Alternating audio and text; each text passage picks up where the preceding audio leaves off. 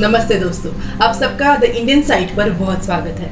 विदेशी संस्कृति में जीने वाले लोग भारत के जीवन जीने के नियमों का हमेशा मजाक उड़ाते रहे हैं, लेकिन अब उन्हें समझ में आने लगा है कि स्वागत करने के लिए नमस्कार करना विश्व के स्वास्थ्य के लिए हितकर है। विदेशी लोग ये नहीं जानते कि हाथ मिलाने से भी जीवाणुओं का आदान प्रदान होता है, और जब हम समझाते थे तब वे हमें गंवार समझते थे। हम शवों को जलाकर नहाते रहे और वे नहाने से ही बचते रहे और हमें कहते रहे कि हम गलत हैं। और आज आपको ये कोरोना का भय सब समझा रहा है। हमने दूर से हाथ जोड़कर अभिवादन को महत्व दिया और वे हाथ मिलाते रहे। हमने भोजन की शुद्धता को महत्व दिया और उन्होंने मांस भक्षण किया। हमने भोजन करने से पहले अच्छी तरह हाथ धोए और उन्होंने चम्मच का सहारा लिया। हमने घर पर पैर धोकर अंदर जाने को महत्व दिया। हमने मेले लगा दिए कुंभ और सिंहस्थ के सिर्फ शुद्ध जल से स्नान करने के लिए। हमने भोजन में हल्दी को अनिवार्य कर दिया और वे अभी हल्दी पर रिसर्च कर रहे हैं।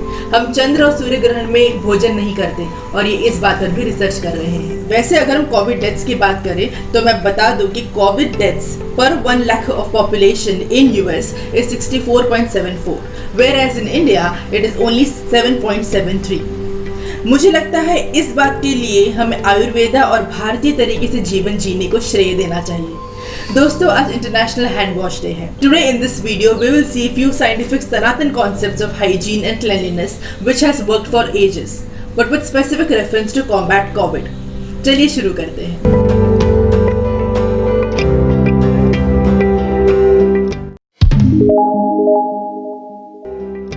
भारतीय संस्कृति में खाने से पहले हाथ धोना जरूरी माना जाता है। यहाँ तक कि किसी शुभ कार्य को करने से पहले भी हाथ धोना जरूरी होता है। पहले के जमाने में जब साबुन नहीं था, राख या मिट्टी से हाथ धोए जाते थे।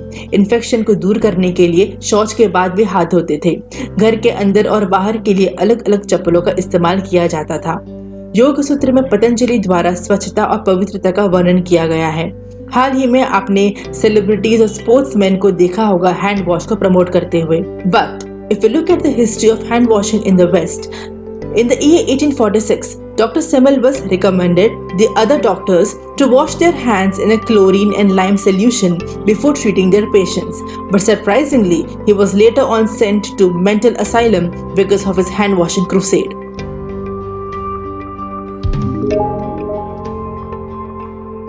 दोस्तों, आप जानते होंगे कि प्रकृति के 3 गुणों से ही सृष्टि की रचना हुई है।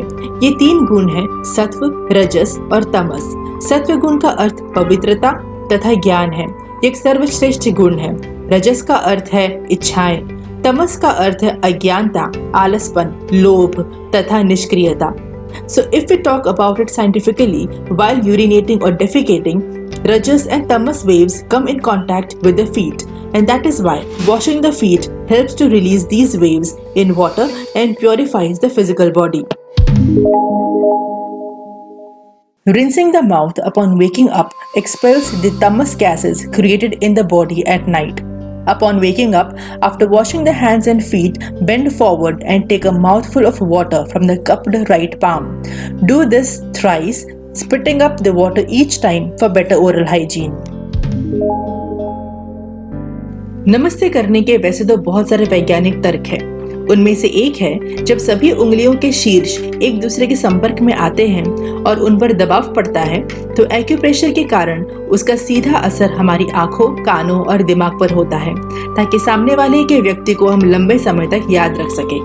दूसरा तर्क ये है कि हाथ मिलाने के बजाय अगर हम नमस्ते करते हैं तो सामने वाले के शरीर के कीटाणु आप तक नहीं पहुंच सकते। जैसा कि मनुस्मृति में वर्णित है, समाज को 4 श्रेणियों में विभाजित किया गया था: ब्राह्मण, क्षत्रिय, वैश्य और शूद्र। So Brahmins were mainly the priests, teachers and intellectuals. Kshatriyas were the administrators and warriors. Vaishyas were the artists, farmers and traders. Shudras were manual laborers. So we can see that based on the nature of jobs, Shudras were very close to infection.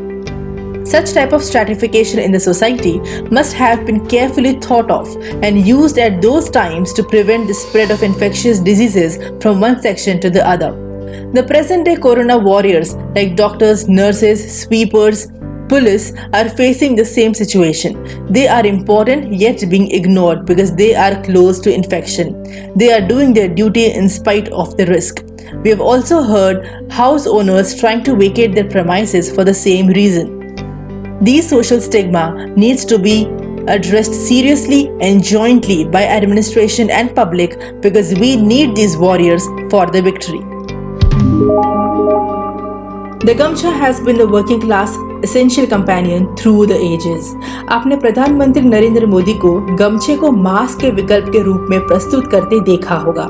Corona से बचने के लिए mask का प्रयोग करने के बजाय गमछे का प्रयोग अधिक सुविधाजनक है।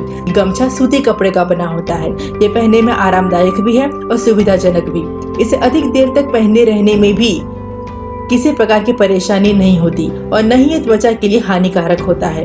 तेज धूप में आवश्यकता पड़ने पर इसे सिर पर भी ढका जा सकता है। जब से प्रधानमंत्री नरेंद्र मोदी ने लोगों को गमछे का प्रयोग करने की सलाह दी है, तब से लोग इसका प्रयोग अधिक करने लगे हैं। Sattvic Bhojan for staying healthy and fit. The Indian philosophy of non-violence keeps us away from the animal chain of infective diseases. Non-vegetarian diet is a taboo in Sanatan Sanskriti. This is the best example of disease-preventive Indian philosophy. As we all know, the suspicious but official origin of SARS and Corona is the animal market of Wuhan in China. The relation of food and health was well known as reflected in Bhagavad Gita. Experts say that vitamin D can strengthen the immune system, allowing it to combat COVID-19. The Sanatan way of living has a concept of offering water to the sun just after taking bath in the morning. Practicing this ritual improves your health and grants you professional success. This ancient practice improves your energy levels and heals your body and your mind. The rays of the early morning sun are considered to be beneficial for humans. In Sanatan system, dead bodies are cremated by burning to ashes, a complete mechanism of killing or destruction of disease-causing agents. The Sanatan Sanskriti talks about quarantine of 13 days. During these funeral rituals, the person who performs last rites has to discard all his clothes, remove hair and take bath many times and remain almost in quarantine for at least 13 days. Probably these 13 days compulsory quarantine would have been made equal to the duration of incubation period of infectious diseases. During this period, he has to stay alone, keep physical distancing with other family and community members, and only one person gives him food and other essential things. The Sanatan traditions of removing hair and staying separate were probably to reduce the chance of spreading infection.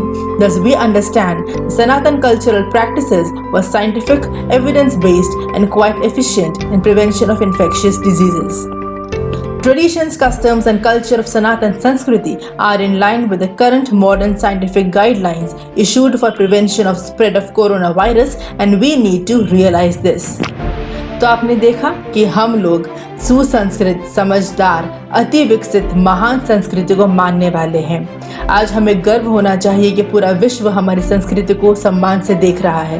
वो अभिवादन के लिए हाथ जोड़ रहा है, वो शव को जला रहा है, वो हमारा अनुसरण कर रहा है।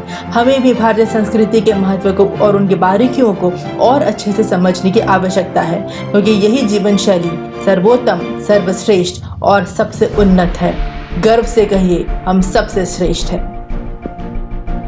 अगर आपको ये वीडियो पसंद आया तो प्लीज इस वीडियो को एक थम्स अप दीजिए और शेयर कीजिए। ऐसे और भी वीडियोस के लिए इंडियन साइट को सब्सक्राइब कीजिए। फिर मिलेंगे ऐसे ही एक नई वीडियो के साथ। तब तक के लिए take care and stay safe.